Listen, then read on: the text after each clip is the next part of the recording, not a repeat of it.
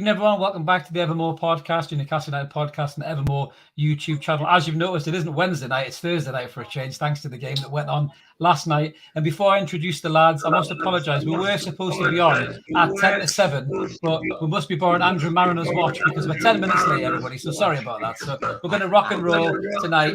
As you can see, I've been joined by some old faces and some new faces. I've got Mark the Statman, I've got PK, the founder of the No Dickhead policy, and we've got a brand new panelist tonight. We've got Mark Hillary. How are we doing, boys? You okay? How are we doing now? Brand new, mate. How are you? Very good. Now, I think we're having some sound issues, Mark. I think Mark's looking a bit perplexed there. Faz? No, he's gone on. Could be mice. Oh, I think PK. It's PK. PK's knacking the sound, everybody. It's True to form. But yeah, Robocop. I've got some great comments coming in already. Yeah, as always, guys, just before we get started with the topics tonight, a little bit of housekeeping. If you haven't already, please click that like and subscribe button. We'd love you to come and join us. We're already over 1,700 subscribers, so thank you so much to everybody who's done that. Hit the notification bell so you don't miss any of the videos, whether it be the live shows like this or it be the uploads that we do, transfer shows, previews, match reviews, everything else as well.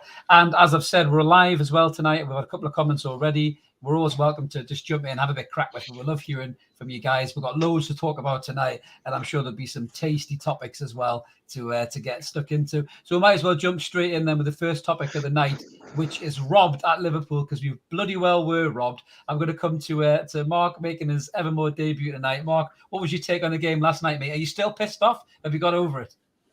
I've got over it now. It's took, against Liverpool as well, in my head, I'm not going to lie. I thought going there, it's going to be a loss. I didn't think we'd win at Anfield. You know how hard it is, how many games they've won at Anfield. It's absolutely insane. But, you're holding on there and you're just thinking, blow the whistle, You see a lot of talk about Nick Pope. He kind of held up a little bit, but it still doesn't mean they should have carried the game on for that long, I just think we were robbed. I'm going to keep my language to a minimum on here, but yeah, I think fuck it. Terrible. Yeah, fuck it, mate. So listen, mate. After last night's game, Mark, this is going to be an absolute blue zone. This is today, mate. Absolutely. We've got some comments coming in. We've got Jimmy there, Mint, my favourite show. We love it, Jimmy. Lee's in the comments as well. Rancid, Scouse Bastard. See, Lee's already in the chair for swearing. That's my input up for the night. But just coming to you, Faz, just to obviously not call you Mark to cause confusion. Faz, what was your take on the game? Are you a bit pissed off like we were as well? Do you think we deserve more from the game than what we got in the end? I think certainly Newcastle deserved something out of the game. I think they played exceptionally well. You saw that very high pressure or high press that was in operation against City, that was in full effect early doors last night, and it really, really unsettled Liverpool to start with. And I just thought they played really well. They sacrificed having a lot of the ball again, but what they did with the ball was exceptional. I'm not in the time camp. I think we'll come to that. So we'll get to that. We'll get to that in a minute. You save your judgment for now, mate. We'll get to that. But I just think I think fully would have deserved a 1-1 out of that. Absolutely. Yeah, I agree. Yeah. I must admit, PK, just getting your take on this, and we're going to jump into the next category as well. But just before I get your take, I'm just going to give my kind of thoughts on it as well. I thought for missing the players that were missed, I thought we're putting a hell of a shift. I thought we were missing that quality. Obviously, Isak provided that quality as well, which I know you're going to probably talk about in detail in a minute, PK. But I just think if we have Bruno and ASM in that game last night, I think we'll probably win that game. I don't think Liverpool were that great at shakes. I think Liverpool. Yes, they beat Bournemouth 9-0, but I reckon us four could have beat Bournemouth 3-0 the week before because they were that shite.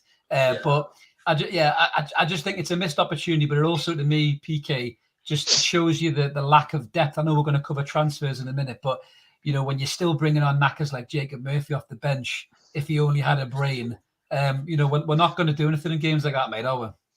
No, we're not. I think I think what you boys have covered is probably right. I think we played really well.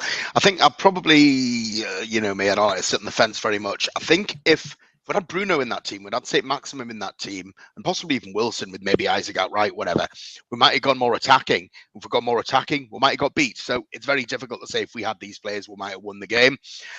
But I thought the guys put in one hell of a shift. I mean, they were fucking knackered on 75 minutes last Dead on night. their feet. Yeah. I mean, for Joe Linton, who is an athlete, and Joe Willock is just super fit, to be going down with cramp, they put a shift in last night. I thought, you know, we all looked at the team sheet and thought, Jesus fucking Christ, he's dropped, or he's rested Botman and he's rested Share. Yeah. And I know, Chris, you're not a fan of Lascelles, let's be honest. And Dan Burn started every game. I wouldn't tell him that. He's massive. Massive, Dan Burn has started every game for us, as they said on the commentary last night when they stopped kissing Liverpool's arse. That I thought they did well, you know. I think I put a comment in the thread that we time managed the game. I think you're going to come onto it very well. We've been shithoused from clubs year after year after year after year. And last night we managed it really well, and we're really, really fucking unlucky not to grab at least a point out of that. So you're going to come onto that now. So we are, and I'll stick with you a little bit on a PK. I mean, we're gonna kind of go round the table here and get our opinion on this. So it's been a bit of a hot topic of debate, and I think some of the guys in the comments have already mentioned about it. But obviously the injury time was added on. Now I know Faz has a different opinion on this than possibly us and many of the viewers. So he's bracing himself for impact here, I think, in the comments. I'm going to get crucified. You are. You better brace yourself for impact, mate. But I think I mean, obviously I was disappointed. You know, 5 minutes injury time seemed a bit excessive, but then it went beyond that. And I think for me, I mean, Mariner just had a bad game. I think PK overall, I just think he let too much go. I thought he was shit. He struggled to hold up the game, and it just reeked of another referee too scared to make a decision against one of the elite teams, mate. To me, what was your point? Liverpool are the Premier League and the media darlings, aren't they? Everybody loves them. Everyone waxes lyrical about them, etc., etc., etc. We were unlucky. Yeah, Mariner was shit. I saw a stat a little bit earlier that we've got a 22% win rate with Mariner as referee. Ooh. Now, is there any surprise there, really, though? Yeah, no, it doesn't. not really. It doesn't surprise me, and I know it's difficult because we've been shite for so many years as he's been referee. So it's very difficult to sort of compare it as to whether he just doesn't fucking like us or not, or whether actually for 80% of their games we've just been shite. It's very difficult. But what was your question? do you think that the time was justified? I mean, I know we're going to come on to Faz in a second. I'll get Mark's opinion before Faz, just so we can kind of round it up. But what was your take on it? Did you think that those 8 minutes were justified, or did you also think Jurgen Klopp's point about us being time wasters? He did it subtly through his big horse teeth, but he still said it. Do you think we wasted time?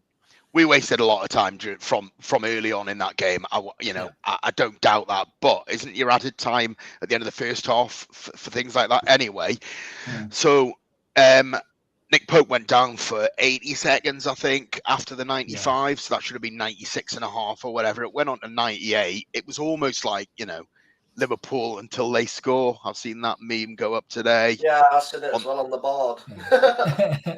Yeah, but it is what it is. You can't do anything about it. Bit gutted. I'm as gutted the fact that that offside goal was given as offside.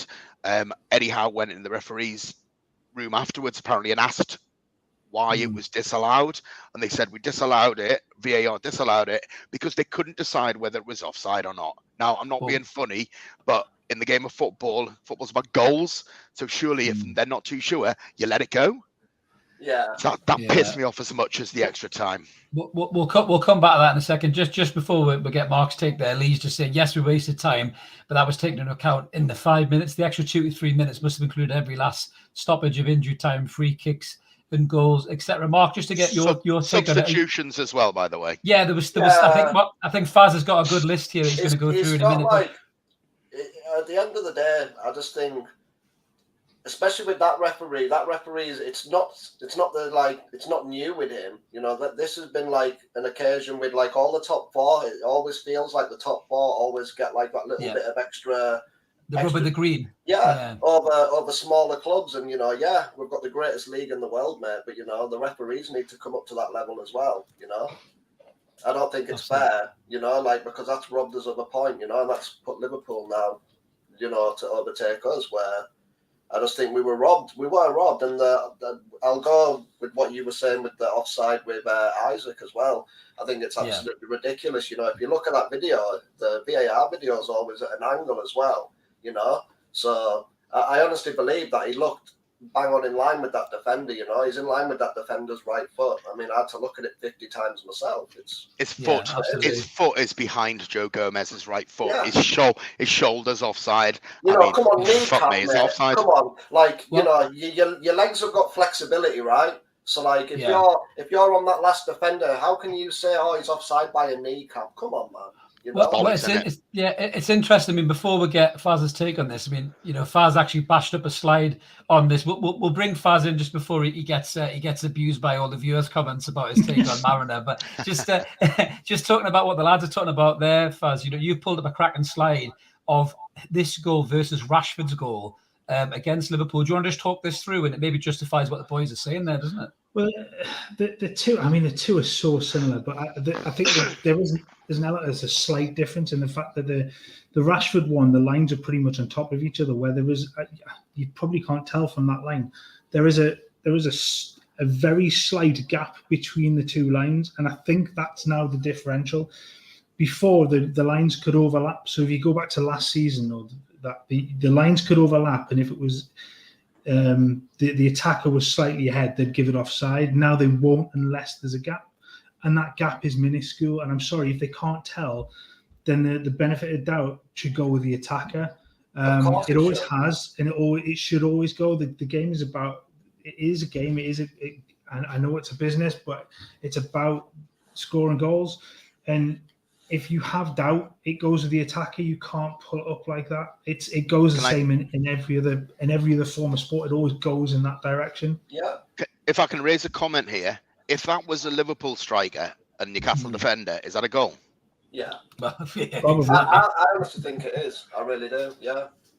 Yeah, absolutely. Yeah, I think Lee's making a good point there. It's called football for a reason. That's what should be used to judge the offside. Yeah. And Ash is saying as well, how much of an advantage did they really think Isak gained by his knee being ahead of the defenders? What happened to the benefit, as you say there, Mark? I mean, where's the line drawn? Where's the line drawn? You know, in terms of when you're going to stop. Do you stop signing tall players? I mean, you can't win. They're kicking off for Man United signing Martinez, who's 5'9". But if you sign a 6'4" striker, his kneecap's going to be offside. So where do you draw the line? Can you imagine him marking Crouch? Do you know what I mean? That's the pathetic way that the VAR has gone with it. Sorry, but this has to come back to some sort of sensibility in this and say, look, use the feet.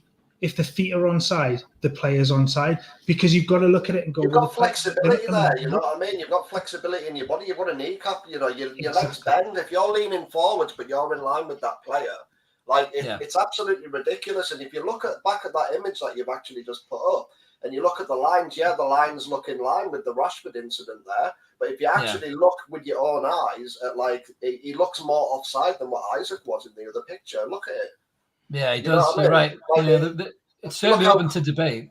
It's ridiculous. That is ridiculous. Honestly, that's me getting angry now. I'm pissed off, but honestly, that's what we're here for, mate. That's what we're here for. But I think the big thing that annoys everybody. There's a key word, Faz, just to bring you back in about the ref. It's consistency. I think you've got some valid points you want to make about why Mariner added on the time, but I think because he was so poor for the entire game, that's the reason everybody just went straight to red. In terms of this guy is a shit referee. Exactly. I've no doubt.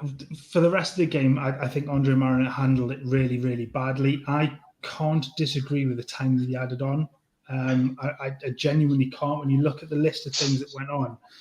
So you go into the 5 minutes, you've got a minute when Joe Linton and Longstaff went down in about the 72nd minute.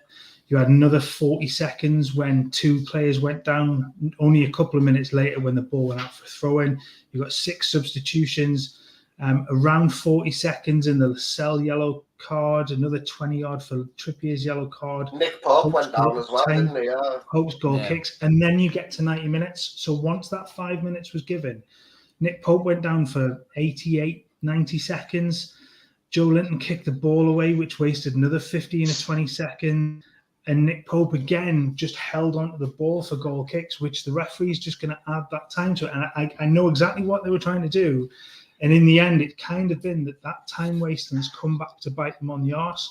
And it's been, I mean, that corner, the ball went out for a corner at 96:32, I think it was.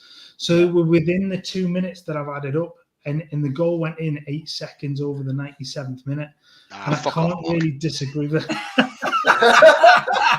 You've been done by your own paddlers, let alone your viewers, mate. It took Jordan Henderson 1 minute and 20 seconds to fucking get off that pitch last night, by the way. He was on the armband. Yeah, I saw that. Goes both ways. And this is it. When we come back to the argument of, you come back to the argument of time wasting. Liverpool have done it 1 million times. Oh. So Jurgen Klopp cannot come out and kick off about time wasting players and stuff when they do it themselves in every sort of every club game. Does. For 30 years, clubs have done it against us. I mean, going for 30 years, clubs have done it against us year after year after year, and we've never been a shithouse club. The one time we actually shithouse and game manage, it's bitten us on the arse. Yeah. Lee's got a comment there for you, fans. He says, disagree. yeah, if they added every time wasted by a player, yeah, they'd be lasting 3 hours. But I think just, going back to some of the things that the PK is saying as well. I mean, we've seen Liverpool waste time throughout the years. We've seen Jose Mourinho won European Cups by wasting time.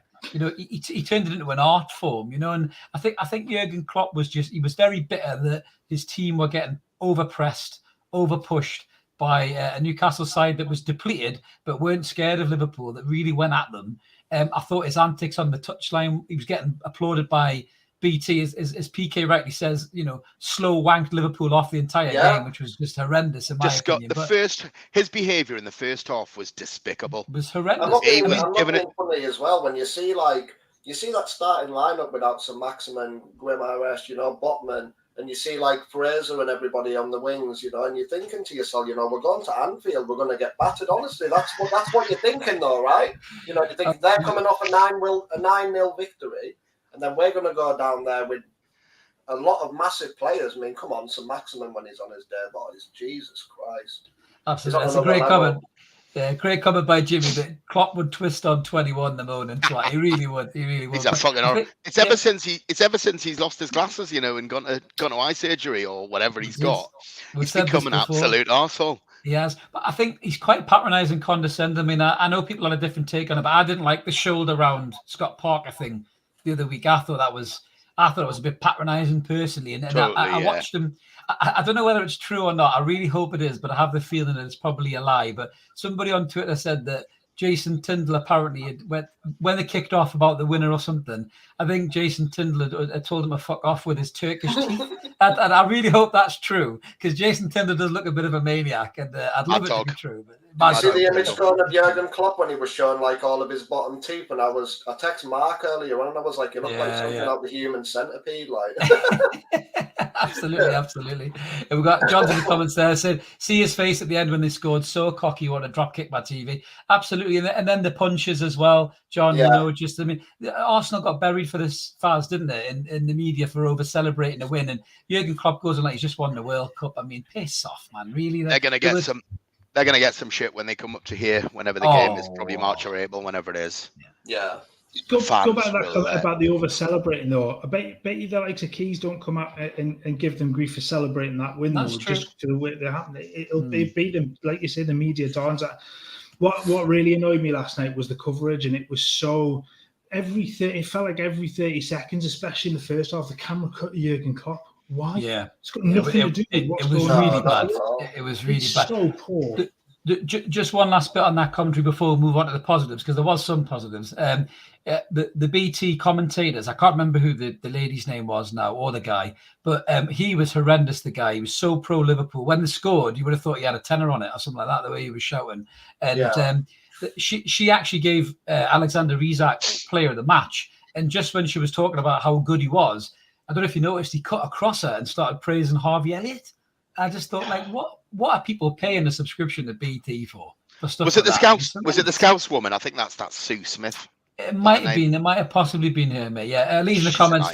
February 23rd. Can't wait. I can't wait to see what more flags have lined up for that. But just on the positives, Mark, just to bring you in on the positives, Alexander Isak looks good, mate, doesn't he?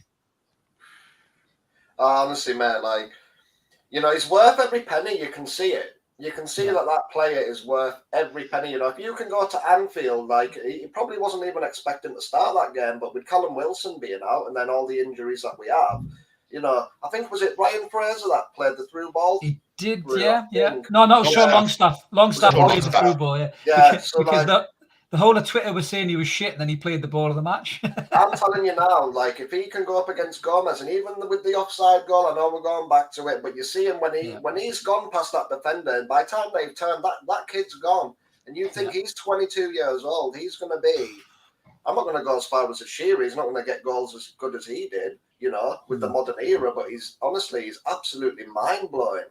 Like, I've watched a lot of La Liga, and obviously the team he played in, he wasn't getting a lot of, you know, and a lot of passes through, like the way that he likes it off the last defender. Whereas with Guimaraes, you've seen it game in, game out in the first few games this season, the through balls, it's just going to work magic for him, and he's got to finish, he's got an eye for goal, so... Yeah, well, it's important as well to remember that Sociedad lost Odegaard, didn't they? He was there on loan, and he was brilliant there, wasn't he, for a time? Yeah. Just a great comment, PK from John there as well, that BT didn't mention one thing about the Longstaff pass, mate, did they? Of course they didn't. It wasn't Jordan Henderson's array of passing, was it? No. Oh God, we're sounding right. We're right bunch of moaning fuckers tonight, mind, aren't we? There was a fleeting comment by the again, I can't remember whose name, if it was Sue Smith, in her commentary of it, she did mention it, but I don't think, was it Fletcher that was the main commentator? It might have been Fletcher, I think it might have been, Is that Robbie Savage's I don't think he covered it at all. I don't think it was then covered at all in any other part. It was a brilliant ball through. Only one, Ash says, is only one. I thought Longstaff did a lot better tonight than he did against Wolves. He worked hard. Last night, it feels like it was off an hour ago. He could have done a little bit better with that goal, though. The goal that was scored at the end of the game. If you actually look back at he's looking at the ball. You see it. I paused it and looked at it, and he's looking at the ball, and he gives that player enough time to come and take that ball off the crossbar. You know, if he was a bit more, you know, he just seemed a bit hesitant and just to stand there and maybe block it if it was to hit. But he could have actually headed that ball away before it was hit if he, you know, just reacted a little bit quicker. But it's only a small thing. It is what it is, you know. We give them a brilliant fucking game, boys. So. Oh, we did. Sorry, PK, just what Lee's saying there. It's great to see how much they all cared. When they stole the winner, every man was devastated. These players care for the badge. I mean, I think, you know, under Bruce PK, we didn't see that, did we? We saw people just sink into themselves. And, I'll tell you what. They were blowing last night on 75, 80 minutes. Under Bruce, that had been blowing after half time. They are fit. Minutes. They give a shit about the badge they play for. Yeah. We've gone toe to toe with. We've had a tough start to see. Take out Forest, who are fucking crap, and we'll continue to be crap because they've signed 21 players. We've gone toe to toe with Brighton away, who are, you know, they're proving to be a decent team, right?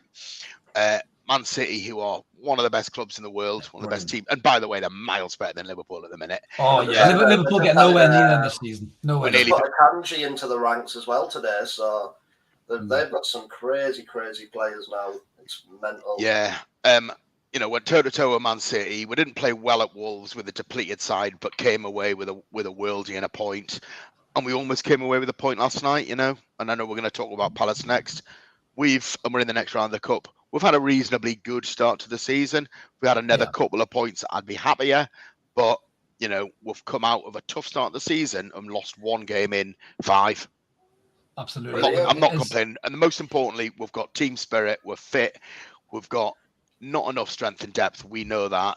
But Eddie Howe's got his players playing above themselves, even the average players. So I'm pretty happy so far. Well, that's it. Just to carry the doom and gloom.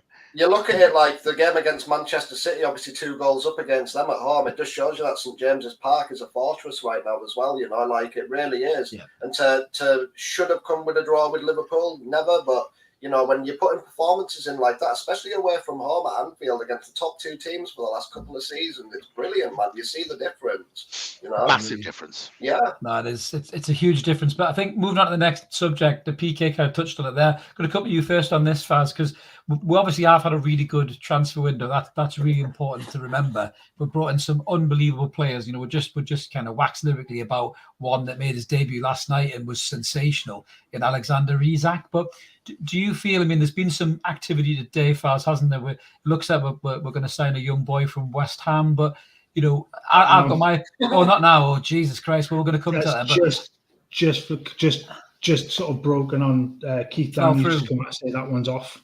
Oh God. Well, might as well start with that then. How do you feel about the transfer kind of deadline day then? You know, in terms of are we going to? Well, how have we performed? Obviously not very well, but just judging what you've just said there, does it matter? Do we have enough? Are we just being greedy? Want more? You always want more, don't you? You're never satisfied with what you've got. You always want to take the next step. But I think you look at the way that the last window went, and you look at the way that this window's gone, and you've got to be pretty pleased with what you brought in. Yeah. You go back and you spent a huge amount of money in 2 windows, and we know that this was never going to be a 2-window job. So you're going to have to build. To bring in Isak, I think is a huge bit of business. Massive, it's a huge fee, but I think he's going to be a brilliant player. He absolutely fits the mold of everything that's come before. He's young. He's got time on his hands. He's already established. He will score goals. We've seen that last night.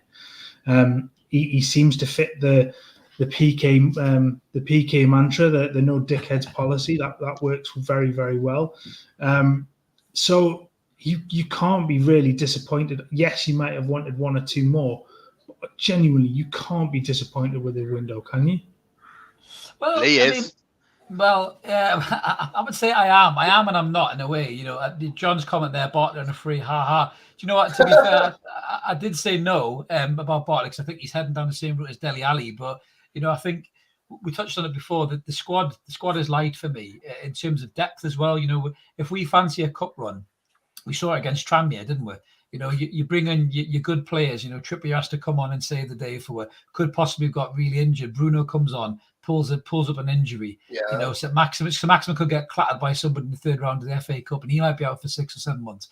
You need to have better quality, and then even in Premier League games to come off the bench. Miggy Almiron's a great example, right? Almiron has got all the pace and the energy in the world. He's got very little composure, very little kind of football intelligence. But if you bring him off the bench with 20 minutes to go with tired legs, he's a nightmare. But he's a little pit bull, isn't he? He's an absolute workhorse. Yeah. He'll get back if he'll try his hardest. He will. But I think we're in a position where, you know, Miggy has to start, doesn't he, rather than come off the bench. And that's my gripe with it. When you've got players in this window like Tielemans for 25 million, even Maddison for 45, 50 million, I think potentially, you know, we maybe missed a couple of good deals here. PK, what's your take on that, mate? Do you think I'm being a bit greedy, want more? Or? I think you are being a bit greedy, wanting a bit more, yeah. and it's down to not breaking that wage structure that we were talking about. They could have gone for Tielemans at 25 million, but they would have had to pay him 160, 170 grand a week. I think that, you know, I know Lee's a little bit disappointed. Audie there, friend of the show, Audie. And he's been banging on about us getting Isak from the start of the window. So Isak will probably play on the right when Wilson's fit. I think so, yeah. Or on the left, and they switch ASM. But we know that Eddie likes his inverted wingers. So I think that we're being greedy. I would have liked either a shithouse defensive midfielder that would have allowed more so Bruno than Joe Linton to push forward, because Joe Linton's a bit like Lee Clark when he gets in the box, as we know. But I think we've got a 2-in-1 player with Isak. I think we've got that wide man and we've got that centre forward. We know Wilson won't be fit to start more than 20 games a season. He never is. He's going to pick up another injury when he comes back. It's inevitable, isn't it? It's, you know, he is. Go on, sorry, PK. And you know, me and Chris cover it. Have we unearthed a gem that is going to save us 30 or 40 million quid in young Elliot Anderson? Yeah, I'm desperate for Eddie to start him because I think the guy is a game changer. Even at 19, I think he's going to be amazing. But you look at it from a more sensible option. He's easing him in. He's giving him a few minutes here and he's giving him a few minutes there. He will probably stick him on. We play Bournemouth at home in a couple of weeks. That could be the game where you know that it's a lesser team. Might, you know, stick him on at Liverpool. There's a lot of pressure there, isn't there? Away at Liverpool, stick him from the start. He might just ease him in, give him a bit of confidence. Could have got the winner at at Wolves on Sunday. Unfortunately, hit the bar. Should have shot as well last night. Should have shot last night, I thought, in the box. Well, he should never have had the opportunity because Joe Linton should have gone in the bloody corner. But never mind, right? That showed ambition. That showed ambition, and I've got no problem with that.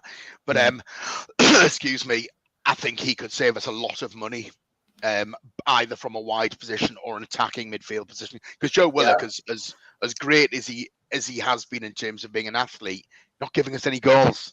And you need to get goals from that attacking third player in midfield. Yeah. Absolutely. I think, Boda Gallen's got a good point there. Creativity in midfield is where we're lightest as well. Absolutely. And he's saying that Anderson is an obvious choice, but Eddie will be steady. I think you're right, mate. He will slowly bleed Elliot Anderson, probably because he doesn't want too much pressure on him. But just one more comment from Audie before we get Mark's take on the window. So Bournemouth at home, we've got ASM, Isak and Anderson at the front line. Particularly if Bruno is back, absolutely, Audie. I think that'll be mouth-watering against Bournemouth. I really do. So just getting your take on it, Mark. I mean, we brought in a few players, but today a few players have gone out on loan. We've lost Kel Watts, we've lost Matty Longstaff. Yes, those two aren't really the squad. We've lost Dubravka, which is a bit disappointing, but it sounds what's Matty Longstaff done apart from scored a screamer against Man United? Well. You could argue he wasn't given much of a chance under Bruce. He was in and he was out, and but I think his career's definitely gone backwards. I agree with you. He can't go to Aberdeen into the Scottish League and do well, with how good his brother's doing, and then obviously he's had issues up there, so you find it hard. But my view on the transfer window is, I think we've done good business. I'm happy with it. I also I think with Eddie Howe, he's not just going to go out and buy willy-nilly, get him. I think it's good to see maybe 4 players come in, 5 players come in over a summer window, and obviously then he can see how those players are gelling together. And I suppose with Bournemouth, I just think he was a brilliant manager. Everyone was raving about him, next England manager, and I just think that his skills now that he's learned since coming away from Bournemouth, like I seen an interview a while ago, he was going up to Man City and going to Chelsea, and he was speaking with the managers, and I think he's got a lot more tactical nous now to know what to implement into his teams, especially with the backing of money, which Bournemouth have never really had. So, I'm chuffed to bits. I think we'll do well this season. I really do. Absolutely. We've got some good comments coming in there as well. So we've got Willock playing out of position. He's a 10. Really, Longstaff isn't great. Do you know what I think it is with Longstaff? Faz, just bring you in on this one, mate, before we jump into the Palace preview. I think the problem is with Sean Longstaff. He's trying to be everything to everyone. I think he needs to nail down what kind of midfielder he is. Is he a attacking midfielder? Is he a box-to-box midfielder? He can't be because he's not got the legs to do that. I personally think Sean needs to go back and become a defensive midfielder and make that position his own. He did really well under Rafa there next to Isaac Hayden. Would you agree with that, Faz? Do you think that's where you could see Longstaff cement themselves in the side? Yeah, I certainly in the squad. Yeah, I think he sort of... He's a bit of jack of all trades, master of none, isn't he? Yeah. He doesn't really do anything particularly brilliantly. He's a solid squad player, and if he's going to become a starter, either at the club or somewhere else, he has to nail down a particular role. And I'm not sure he's quite got that in him, but he's certainly one that can come in and fill in. But he needs to work on particular areas of his game if he's going to do that. You're right. He hasn't got the legs to really go box to box, but he can get up there. He could play a little bit higher up if he stayed there, but equally he can kind of sweep quite well. So it's a strange one for him because I don't knock him because he does put a shift in. He's just not got. I just don't think he's got the quality to be that starter, and I think he's the first one to be removed as soon as somebody else comes in, isn't it? I mean, as soon as Bruno's fit, he's straight out the side again, so he doesn't really get the chance to develop that side. There were 2 occasions in the last 2 games: Wolves away and last night. So Wolves away, he had the ball in a great position. He could have played St. Maximum in comfortably to go in on goal. And he fucked a 7-yard pass or 8-yard pass up. Mm-hmm. He did exactly the same last night. I can't remember what it was, but I think it was Isak he could have played in. And he balls the simple pass up. Yeah. But then he came up with a goal with a great assist for Isak, pushing Isak through. But since he got that injury under Rafa, he came through under Rafa and he looked exceptionally good. Big, strong, fairly quick, not lightning quick, but strong runner. Got that really bad knee injury when he was out for 6 or 7 months, and he's never looked the same player again.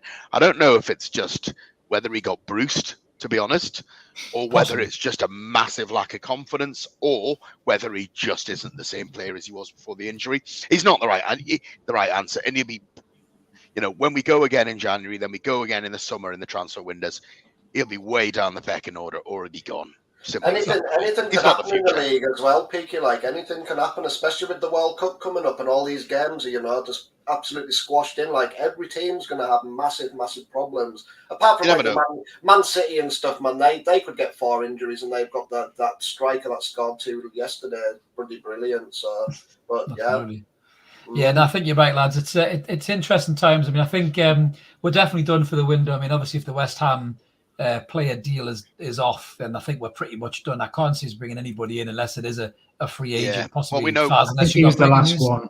We know that Tielemans and Madison are both starting tonight. We're not going in with a mega bid unless we can get somebody on loan from Chelsea. Then I think that's us done. Well, Pulisic was talked about, but that was put on the back burner because I think Chelsea didn't sign Gordon as well. You know what I mean? So that was obviously, I think if they'd signed Gordon, it would have released their players to move on, possibly. Go on, Faz.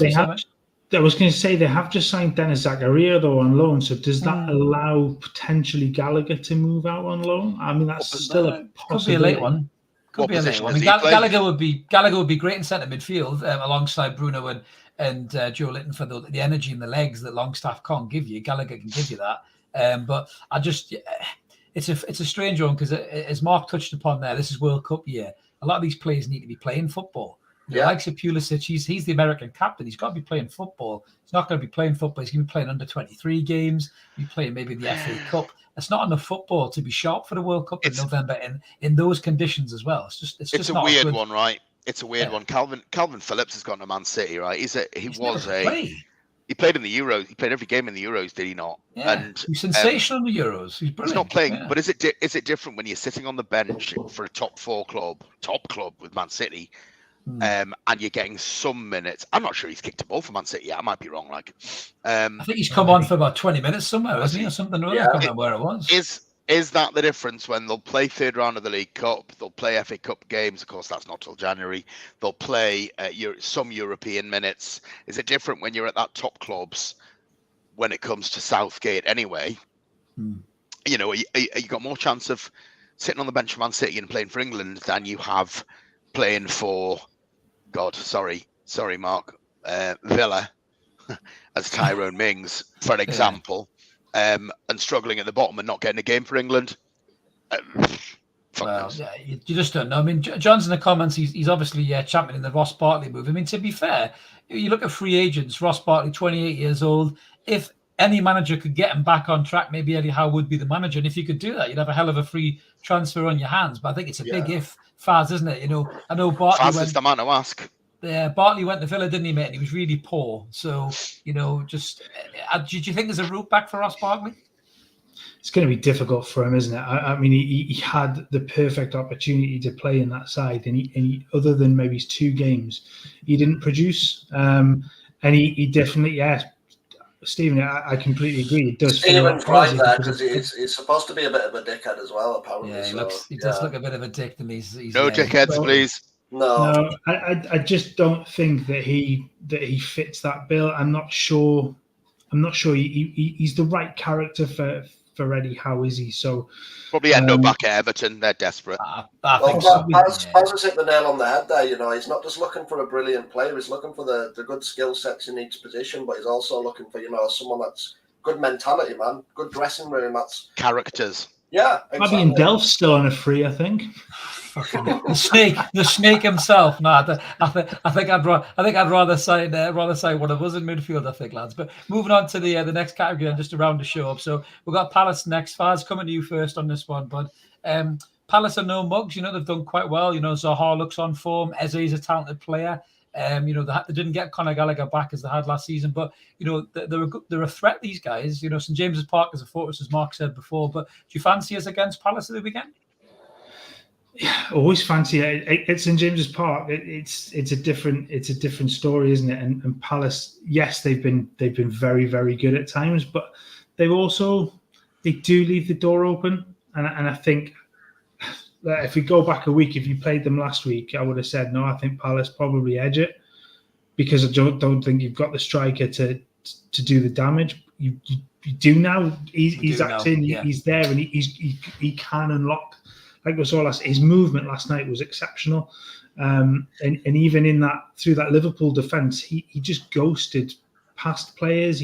His little it wasn't even quick movements. He just knew when to just step to one side, and the Liverpool players had lost him.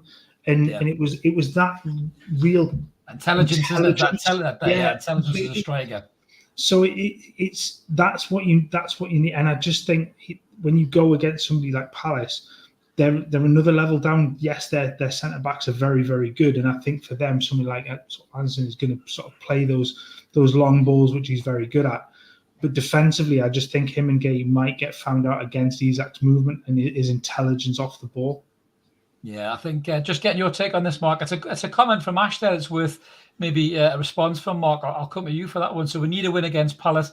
Last night's result aside, we're drawing too many games. Our one win against Forest looks less impressive every week. Do you think he's got a point there, Mark? I think he has got a point, but I don't believe at St James's Park Crystal Palace will beat us. Maybe they'll probably score goals. Zaha, and like Mark was saying, Eze is a brilliant player, looks really quick, but defensively Crystal Palace aren't all there really, are they? Whereas our back four's brilliant, man. It is. I mean, compared to everybody under Steve Bruce, come on, like night and day, isn't it? It is though, you know. It is. Like, I mean, even Lascelles, everyone raves his crap and stuff, but to go to Anfield, Lascelles did okay, you know. But I honestly believe if St Maximin's playing at St James's Park with Isak, and you know, Isak he's so tall, man, but he can still flick a ball. You know, he's got a skill set as well as just being able to run and hit a ball in the net. You know, for a very tall player, I just believe St James's Park, we're not going to lose an awful lot of games unless it's top 4 teams that can do us there. I don't see it. Absolutely. PK, just to bring you in, so Audie's saying that Palace do well off set pieces and on the counter. Sean Botman need to have superb games on Saturday. I mean, I think to be fair, Sean Botman were rested against Liverpool, I think, for that very reason, possibly, mate, because Eddie Howe is anything if he's not prepared. Yeah. I think Palace are a good team. They've done a lot better than I anticipated last season, and they've started this season reasonably well. They're a point below us, and at the minute, 2 positions below us. If Man United win tonight, they're a position below us. I think that Trippier needs to just get the grips with Zaha, and I think we'll be fine. Eze, yes, he's a good player. They've got really nothing at the back, have they? Can I even name that? They've got Mitchell at left back, but we can get at them at the back. They haven't got a fantastic keeper. Lee in his comments, I'm nervous for Saturday. He's fucking always nervous. Shut the fuck up. I think we'll have a good go at them. I don't think we'll hammer them. I think we'll win. I think we'll win 2-1. Did I see? I might have written a preview for this game. Did I go 2-1? Isak is about 44-1. Yeah, not absolutely. Not that I'm condoning gambling, but bet responsibly, PK. Bet responsibly. Bet responsibly. If you fancy a quid on Isak 2-1, then you'll get 40 quid back. Yeah, absolutely. What was your prediction on the result, Mark? Before I come to Faz for his, what was yours, mate? I'm gonna go 3-1 home win. 3-1 at Newcastle. Yeah, I think a 3-1 win. I think yeah. Isak hat-trick. Why not? Hey, it'd be nice, wouldn't it? No, I think Isak will score 2, and I'm going to say St Maximin's going to be a bit iffy, isn't he? If he's going to play or not. So yeah, I think it's West Ham they've penciled Maxi back in for. That could be mind games as well, Mark. You know, you never know any of that might be playing one there. But I think Lee's got a great point there, Faz. Just before I get your prediction, you know, Zaha could be broken by the crowd. Zaha's one of them types of players. He's such a talented player. But mentally, he just gets wound up, and he gets stressed easily. He does, yeah. What do you think about that, Faz? Do you think we can really get at Zaha and get in under his skin? Totally. I mean, you look at his reaction every week, don't you? And he's bitter about everything that goes on until he puts the ball in the back of the net. But you can get under his skin. You can wind him up, and he does have that discipline issue in there. So you can get to him, and I think you've got the perfect player to get under his skin down that side. In Trippier, it can really, really wind Miggy as well. up. Miggy's got a bit of a point to prove to him, like last season as well, the way he was. Exactly. With him, so. And you look, if the first challenge on him, the crowd's on his back, then aren't they? I mean, the St James's crowd are going to pull him to shreds if he starts to if he starts to throw his arms up in the air and start looking like the world's against him and stuff, they will tear him to shreds. And that can really, I mean, you can see it with some players, it can go the other way. You can then have an absolute worldie, but you can get to the point where you can almost write him out of the game because he gets too wound up about everything else that's going on. He forgets about the game. He does. Like Lee says, the last two home games with the fans, the crowd have affected him. He's been a passenger. It's like you said, PK. I think if Trippier can have him, Trippier is such a clever player. He's no slouch. He's not slow, but he's not Kyle Walker fast. No. But he's clever. He's clever as Trippier. His movement, his position, and everything else. I remember watching Yedlin mark Zaha out the game because he had the pace to outstrip him. But with Trippier, he's got the intelligence, and I think Trippier will get under his skin as well. I think he'll win free kicks off him. He'll get wound up. The crowd will be giving all this. Hopefully Trippier will have him going the other way as well. You notice with Trippier, he's kind of missing Bruno, because you notice in the last couple of games, with Bruno will come back short and he'll take the ball off the right back or the left back, and then he'll turn, pass, and then that's when Bruno will go on the mad runs up the pitch, whereas the players haven't been coming back, and that's why you've noticed with a couple of passes from the right back, they've hit another player, because, Bruno's a massive integral part of getting the ball up the pitch. I think that's a good shout. Yeah, I think, to be honest, we're missing that in general, even with Shelvey coming deep to get the ball. The midfield at the minute isn't doing that, and that's why I'm disappointed we didn't go for a player like Tielemans. That could maybe give you something else in midfield to allow Bruno to go back and do that, and Tielemans could be the one that pushes up. But, we're going to have to stick with what we've got until January. But my prediction, lads, just to kind of see us out, I think I'm going to go for 2-0, same as John has in the comments there. I'm going to go for 2-0, and I fancy Isak to get on the score sheet. But I'm with PK as well. I don't think Maxi will make this game. But do you know what? I'm wondering whether Anderson gets a start, PK, in this game, because Palace is very much a team in and around us as well. And I actually think, Anderson's come on against a different variety of teams, and he hasn't looked out of place. Even against Liverpool the other night, the first touch he got the ball, he left Milner for dead and won a free kick. Yep. Now, I'd leave Milner for dead these days. Because he's collecting his pension as Milner. But that was at Anfield. He wasn't overawed, as you said, even when Joe Linton was a bit stupid and didn't keep the ball in the corner. Yeah. Anderson was alive, wasn't he? So I hope he does get a game, mate. I really do. Yeah, I'd love him to get a game. We watched him. We watched him at Benfica, got 90 minutes, and he pretty much. I know we got beat. He ran that game, didn't he? We watched him. Me and you went to Atalanta, Chris. We watched him. He ran that game as well. I think he's going to be a proper talent. I just hope. I get why Eddie's doing what he's doing. I said it earlier. He's easing him in, give him minutes to let him sample the atmosphere and the big time, because it's a bit different to playing down at Bristol Rovers. Carrot crunchers. But there is always there is always the local hero complex in Newcastle as well, isn't there? The minute somebody does all right, as I think Mark touched on before about Matty Longstaff, you have a couple of good games or do something good, and then we all think you're going to be the next Gaza or Shearer or Beardsley or whatever. This kid will be the next Gaza. I'm being a Lynchman sensationalist here, but he's going to be the next Gaza. I genuinely think he could be that good, but as long as he's managed properly. But yeah, fuck me. Palace are no great shakes. Chuck him in. Let's see what happens. Got nothing to lose. No, I couldn't agree more, mate. I think Jody Gerrard is what I called him to be sensationalist as well. But we just got a comment there to see us off, which I know Lee probably hated typing. But Luke Edwards has announced NUFC business is done. I bet he loved announcing that. I'm sure he did, Lee, over a nice glass of red wine. Did Luke Edwards? He loves pissing on the parade, does Luke? So hey ho, mate. But listen, guys, that's all the time we've got for this week. So thank you so much for all the lads joining us tonight. Mark, you made your debut. Cracking effort, mate. Good on you, bud. Hopefully many more to come, lads. Yeah, it's that, man. And as Mark was just about to cover your face there, just as I was going to you, if you like what we do, please click the like and subscribe button. Come and join us on the content, the pool. Click the notification bell. We've got loads of content coming. Obviously, we have the live shows, which is every Monday and every Wednesday normally. We're changing this week for the midweek game, and we've obviously got the the kind of pre-match previews and the post-match reviews as well. So keep it ever more, guys. Let's keep supporting that team, McCoy United, and we'll catch you next time. See you later. Take care.